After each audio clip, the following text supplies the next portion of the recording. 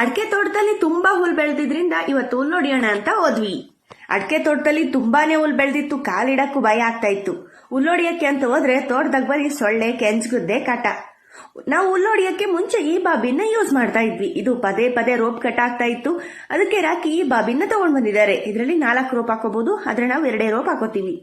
ಈ ಬಾಬಿನ ಟೈಟ್ ಮಾಡಕ್ಕೆ ಸ್ಪಾನರ್ ಇಲ್ಲ ಅಂತ ಇರೋದ್ರಲ್ಲೇ ಜುಗಾಡ್ ಮಾಡಿ ಏನೋ ಒಂದ್ ರೆಡಿ ಮಾಡ್ಕೊಂಡ್ಬಿಟ್ಟವ್ರೆ. ಕೊನೆಯದಾಗಿ ಮಿಷಿನ್ಗೆ ಪೆಟ್ರೋಲ್ ಹಾಕಿ ಮಿಷಿನ್ ಸ್ಟಾರ್ಟ್ ಮಾಡಿ ಹೊಡಿಯೋಕೆ ಅಂತ ಹೋದ್ರೆ ನಾನು ಹೊಡಿಯೋ ಸ್ಪೀಡ್ ನೋಡಿ ಇಷ್ಟು ಫಾಸ್ಟ್ ಆಗಿ ಹೊಡೆದ್ರೆ ಬೇಗ ಮುಗಿಸ್ಬೋದು, ಕೊಡೆ ಸುಮ್ನೆ ಅಂತ ಕಿತ್ಕೊಬಿಟ್ರು ರಾಕಿ.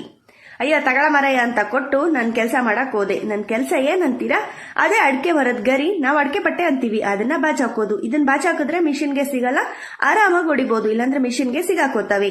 ಅಡಿಕೆ ಗರಿಗಳನ್ನ ಈಸಿಯಾಗಿ ಬಾಚ್ಕೋಬಹುದು, ಆದ್ರೆ ತೆಂಗಿನ ಮರದ ಎಡಮಟ್ಟೆಗಳನ್ನ ಎಳೆಯೋದೇ ಗೋಳು.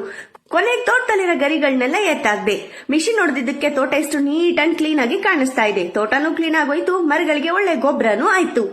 ಇದಿಷ್ಟು ಇವತ್ತಿನ ಕತೆ ಅಂತ ಹೇಳ್ತಾ ಮುಂದಿನ ವಿಡಿಯೋದಲ್ಲಿ ಸಿಗೋಣ. ಅಲ್ಲಿವರೆಗೂ ಎಲ್ರಿಗೂ ಬೈ ಬಾಯ್.